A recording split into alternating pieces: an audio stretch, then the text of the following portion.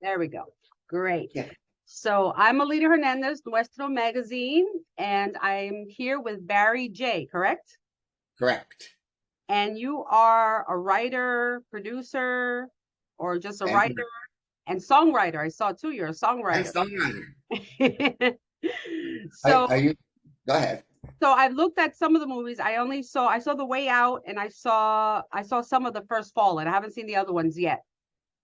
Okay. So, cool. but I enjoyed it. I talked to Mike Manning yesterday, interviewed him, and talked about The Way Out. So yeah, I told him I was a little surprised. I didn't know how the movie was going to be. That was a little more on the horror side. So I'm watching it all calm in bed. I'm like, you know. I'm like, okay, that got me good.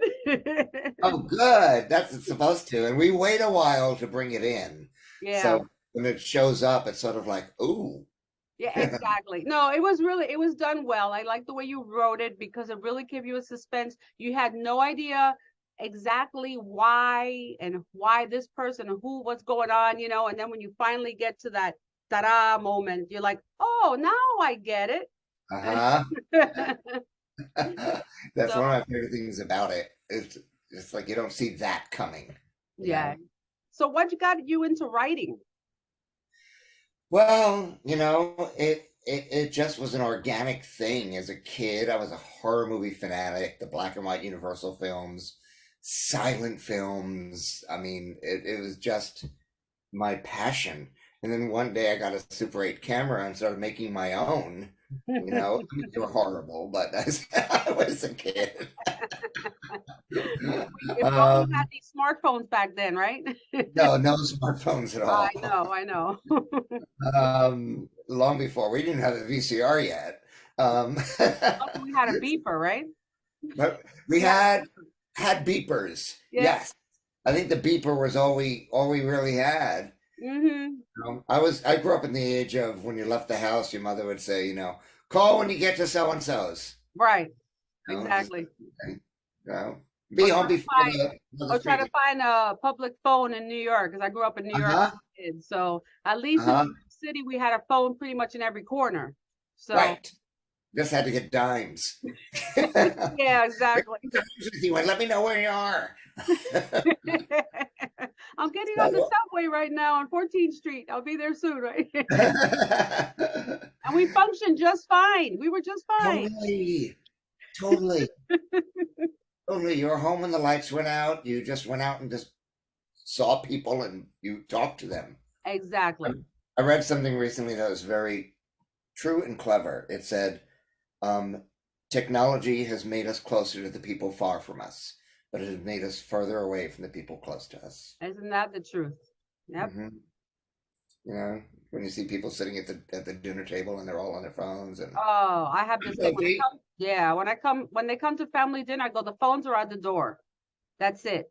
We're at the dinner table, we're talking to each other because I grew up with Sunday dinner was family time. So I grew up with my grandparents, and when we lived in New York, everybody came over on Sunday, the cousins, the uncles, and she would just make an extra another pot of rice because she always had a big pot of beans. I'm a Puerto Rican family, so we always had tons of food. And you know how it is, food, that's how we are. The family's around food and music.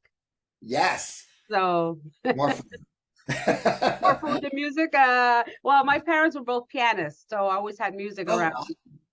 Yeah. This is a good segue. So that's how I started writing. I was in band in high school, and I got kicked in front of the entire class. And I kid you not, the teacher stopped and said, "Hold on, somebody's really off. Barry, would you play this for us alone?" And I couldn't. I was the one off. And he said, you've had as much time to learn this as everyone else. It's not fair to the class. I'll give you a passing grade, but take a study hall in the empty music room next door. Oh, and wow. I had to learn that and walk through everyone watching me like this. And in the music room next door was a piano. And I taught myself piano. And then I thought, I'll write a song. I mean, you're alone in a room for 42 minutes. Eventually, once you learn piano, it's sort of the next item of business. And then I realized I had kind of a knack for it. Just the fact that once I started a song, I was able to finish it and it was catchy. So I decided, after kind of lingering too long after high school, that I would go to California to be a songwriter. And when I met other writers out here, they also wrote scripts. And I thought, as much as I love horror movies and stuff, and I love writing, why not do that too? It had never crossed my mind until I went to California. And then I realized I really, really loved it. But the songwriting, I said, no, I moved here to be a songwriter. I'm going to do that until it takes off. And it never really did, but it was a very, I was deep in my addiction. So it was hard to put life together, let alone a songwriting career. When I got sober, I started writing both again. And I went to Nashville. I wrote with great co-writers, people with like really notable songs and credits, and I felt really proud. And I realized very quickly, if you do not live in Nashville, you will not make it as a songwriter in Nashville. It's like the door prize at a party. You got to be there, And I was told that, and I believed that. I was like, I'm going to go back to Vegas, and all these people are just there with each other, constantly in it. So I decided to do more script writing, and I wrote like 20 just to get better at it. I'm telling you, the first 18 were terrible. Yeah. I mean, I don't even think I have them anymore. They went in the shredder. They went inside the Yes, the shredder, the delete bin, whatever. But the last couple, I thought I started to get it. And that's when I asked my friend Ben, who was directing commercials. He was looking to direct a film. And I said, would you take a look at my scripts and just tell me if, am I crazy? Or maybe if I keep going, there's potential here. And, because he's a friend, he read like 2 or 3 of them. And he said, no, I don't think you're crazy. I think you are, you've got whatever I don't know what the rest were like, but you've gotten yourself to a place where they're not bad. He said, why don't we read something together? Why don't we write something together? And he has a friend, Joe Dane at Terra Film, was starting Terra Films. Right. And he was starting it with a slate of 3 films. And Ben and I wrote The Chosen. And then we gave it to Joe for the slate. And he said, it was, as if you read it, it was a lot of scenes, a lot of locations, and a lot of killings and dead bodies lying around. And so you got to kind of calm it down to a low budget. And then I think it'd be great. So we did that. And and that became my first job. That's the first script I sold with Ben to Joe at Terra Films. And I guess I did a good job because Joe hired me for Patient 7 to write the wraparound right after. And that was thrilling. So Terra Films is always has a special place in my heart. And it feels really good to have come home to them with The Way Out. That's good. I've never been into too much of terror movies. I like some, but the ones that are like, some of them, they freak me out. Like I can't be home alone to watch it. I don't like to be home alone during home invasion movies. Yeah. That's the worst. I'm like, I can't watch The Strangers alone at night. Right. It's anything that you're alone and somebody's going to come. Yeah, I can't. It's too real. It's too real. You're going to be paranormal activity? No problem. I'm not scared.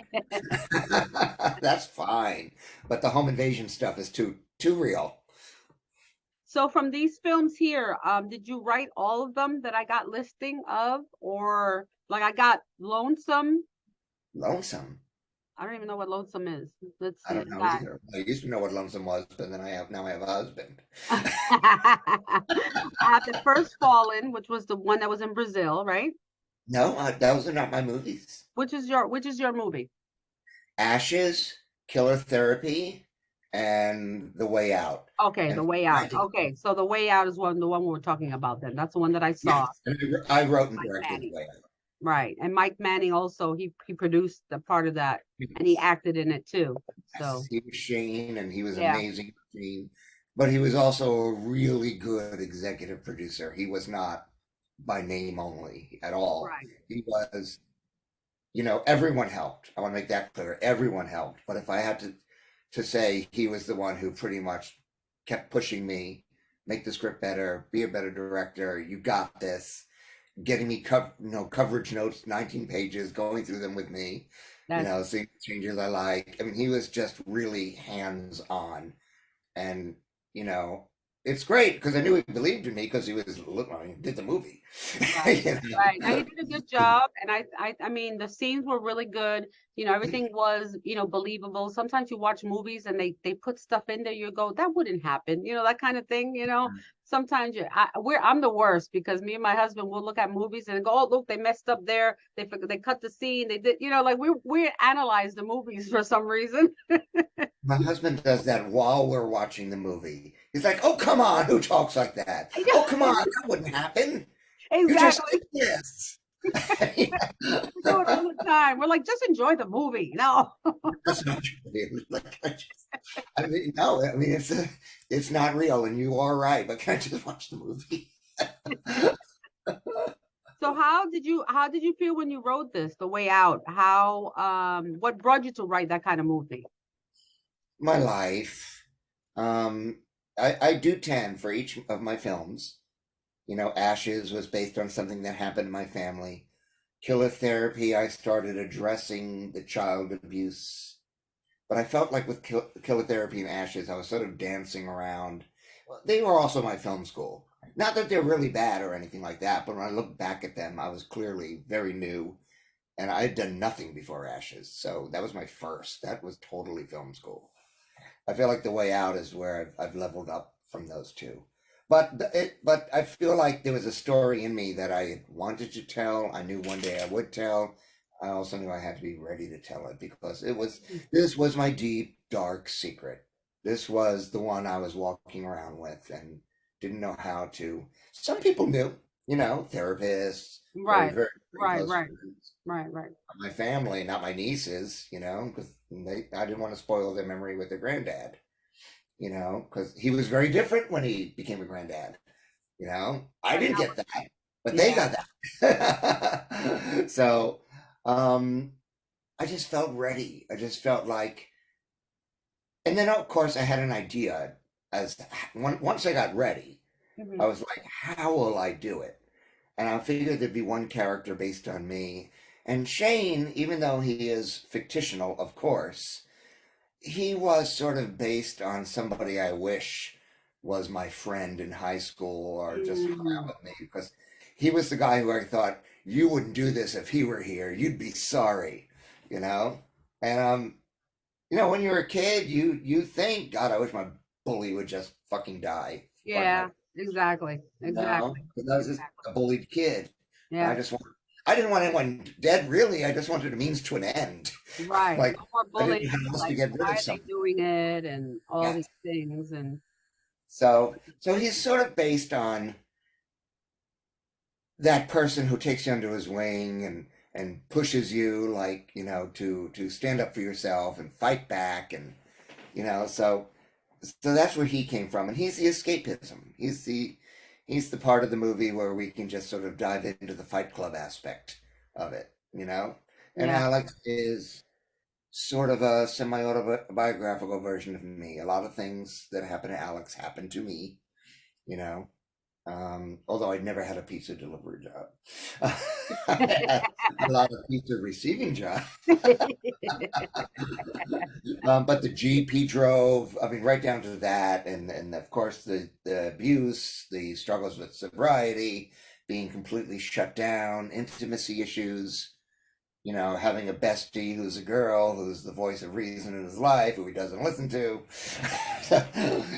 so and the female sponsor, and Sherri brought so much grace.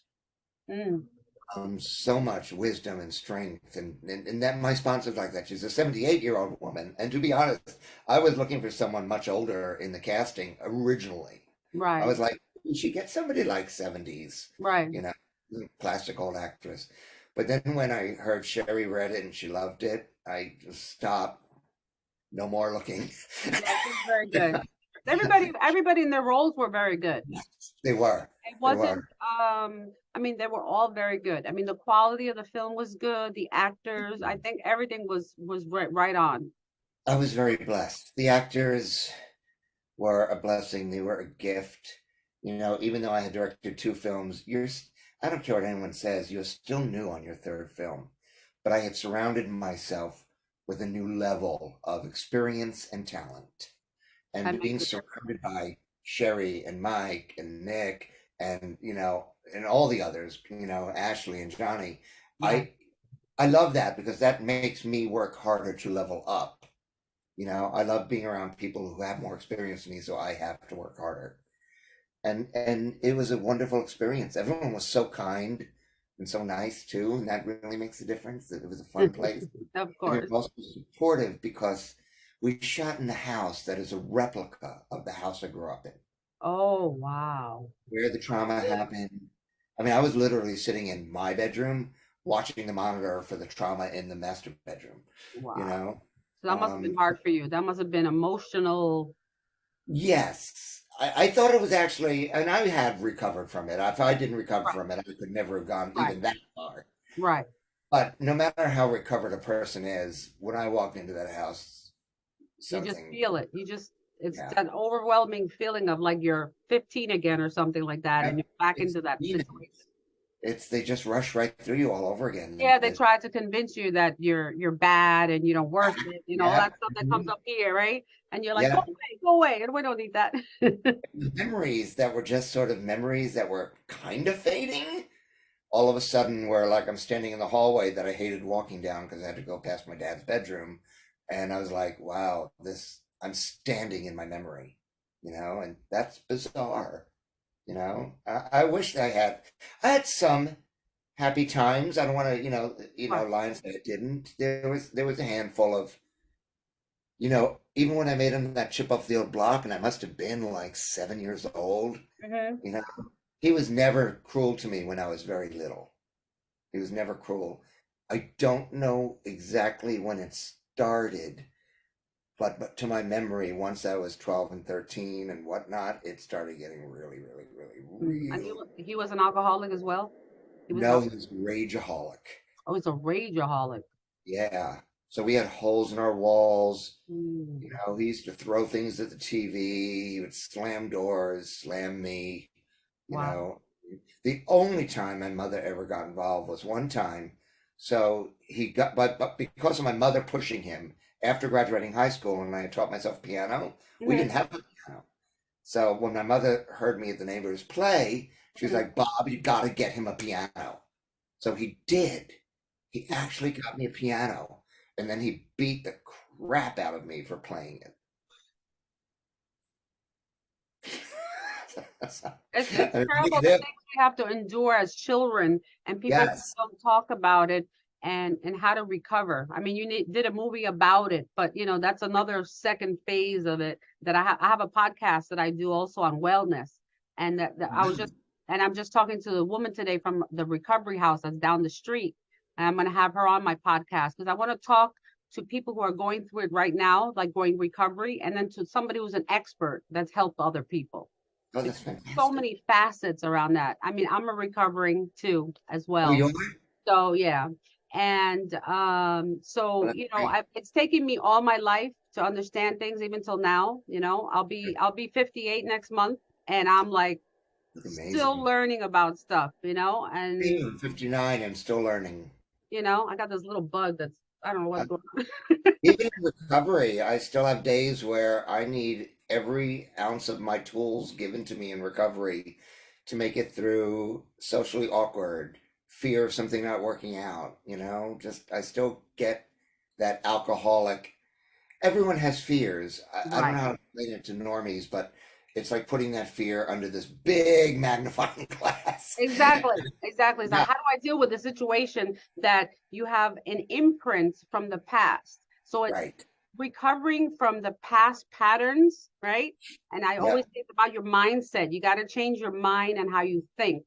And that's why I was talking about the lady with the recovery place that I said, I still find that in recovery, AA, whatever the program is, even though you have a 12-step program, they really don't help you learn how to change your mindset.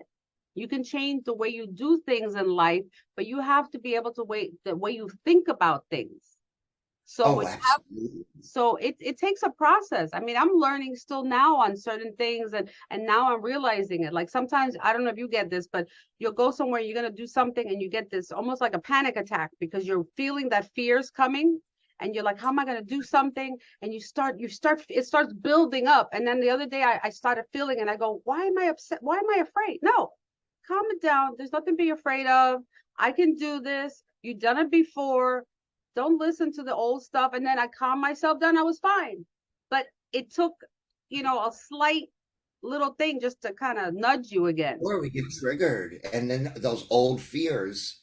I mean, I grew up being afraid every single day. Fear is very familiar to me, living in it. And I lived in survival mode and fear mode. Well, I can imagine with your father being like that, not knowing what kind of mood he's going to be in. And I learned too that the liver in Chinese medicine, they say that the liver stores emotions. It stores anger, depression. So when you're an alcoholic on top of it, your liver is working double time. So now those emotions are even flare up even more. So people who are prone to be angry or whatever, that comes out more. That aggression comes out more. That's why you see people that are really mean and aggressive. And then you have the calm drunk, right? The one that's happy, having a good time. And then you got the other one just fighting with you and all that stuff. So it makes kind of sense. It does. It really does. So I learned that because my husband was he's Puerto Rican. So he's a singer. So he's very passionate, being an artist and everything like that. So he has no medium button. He goes from low to high. Okay. But it's passion, he just everything he puts out is like a passion thing. And I said to him, don't you have a middle ground? No, you go from here to there, So we found out he had a fatty liver. And not from drinking, because he really doesn't drink that much, once in a while has a beer or something, but it's food. It comes with food also. Sure. So because he found that out, then he's been treating that with acupuncture and cupping and medicine and stuff, and it's gotten much better now, and his rage has gone down. Wow, okay. Yeah. That's really fascinating. Yeah. So I learned that. So I'll give you a little piece that I learned today. I love that. Just because that way you can see people different. Like if you see somebody who is an alcoholic and you see that anger, then you're like, dude, you got a liver problem. Seriously, because when you get to that point, you're just, I mean, my uncle passed away. He was an alcoholic, and he died in his 70s. Pretty much his liver exploded, One day he just, was just blood, and unfortunately. And he started drinking because of he was a vet. He was in Vietnam. He came back. He had pain in his back. They didn't do the oxys back then. So what do you have? Liquor. Oh, he didn't get addicted to pills, but he lived in Puerto Rico, so they have moonshine. They make their strong rum, and that's what he was drinking all day. So you can imagine, pure liquor with 7-Up. Oh, but for the grace of God, go on. Yeah. So I've seen a lot, and we grew up with that. Like when we were kids, we grew up with, everybody had parties. Like people would come to a family party, either people were drinking, and the kids were sneaking. They were trying to sneak me. A little sip, right? Oh, I like that. Yeah, we would sip around, not knowing that, who knows what's going to happen as an adult, Sure. I used to duck down behind the fridge door so no one could see me, and I would drink the Manischewitz out of the sweet stuff. Ooh. Major headache from that. Not only did I like the taste and whatever effect I got, I also liked the sneakiness. Oh. I liked that I was able to pull one over. Especially for your parents at that time. Yes. Yeah. No, I mean, it's sad, but I guess we have to teach our children. Like I have 2 boys, and I tell them, please, I talk to them seriously. I've told them what I've gone through, and I tell them, please don't go that route. Right. Watch what you do. They work out every day, so they stay healthy. And I tell them, be careful. If you go out for a drink, you can have a drink or 2. It's the abuse from it. That's when we have a problem. Right. Which is all on us. And the alcohol's innocent. The alcohol doesn't get off the bar without our help. Well, unfortunately, because it's legal. Yes. It's another issue. And out of the worst thing, I always say alcohol is so bad for you, and it's legal. Like people talk about marijuana because that's legal, right? But you know what? Nobody who's high on marijuana is going to crash their car or do something stupid, really, because their head doesn't affect them like the alcohol affects them psychologically. I've always said I would far prefer stoned drivers than drunk drivers any day of the week. It's true. They're just going really slow and they're lost. Or they're hungry. They're just looking for the next drive-through. There's McDonald's. No one. Bothering no one, not crashing cars. So are you working on any other movies? I am. I'm working with Terror Films again on my latest script, Like Father, Like Son, which is a serial killer story. And then with my husband, we just finished a script for a Christmas movie that, knock wood, we'd love to see it on Hallmark or Netflix. So nice. You did it totally different. That's not a horror movie. No. I'm very extreme too. I like Christmas or horror. So extreme. Those are my three things. Or 80s rock. Oh, I love 80s rock. I love 80s. I'm a rocker. I mean, I became a salsera because my husband's a salsa singer, so I have like no choice, but my love of music, I'm like 80s rock, freestyle, We had Cynthia Dream Girl was here performing a couple of weeks ago. Really? Yeah. So we do a lot because my husband used to do freestyle back in New York, so he knows like the Nasty Boys and whole bunch of the crews from back then, like Tito Puente Jr. is our friend. He lives here. He used to be in freestyle too. Mark Anthony was in freestyle. Really? He started in freestyle back in the Bronx in New York. So I was born. You were born in the Bronx? Yeah. I was born in Manhattan. I grew up in Jackson Heights and in Flushing back in the 70s and the 80s. Flushing, yeah. I left in 87. You were White Plains, you were in the whole Westchester County. Yeah. I was in Rockland County. Oh, okay. So last year, somewhere around July until August, for most of the year, my hair was not just your color, but I had a mohawk. This was yeah? That looks cool. I loved it, but I know I had it for a while, and then my husband was like, "I'm over it." But I'm not. I'm gonna go green or purple or something. I had blue and I had red. Those were my two colors. Oh, cool. Red was the most. I stuck with that color. I loved it. So, yeah, I keep changing around. It's supposed to be pink, but then it keeps changing colors because of the, So, yeah. But this is great. Like I said, I interviewed Mike already. I'm gonna edit his interview. I'm gonna edit this interview, put it up on the page, and talk about the movie. And it was my pleasure to see these different movies. And it's a different for me. I'll say honestly, I never really watched LGBT, movies.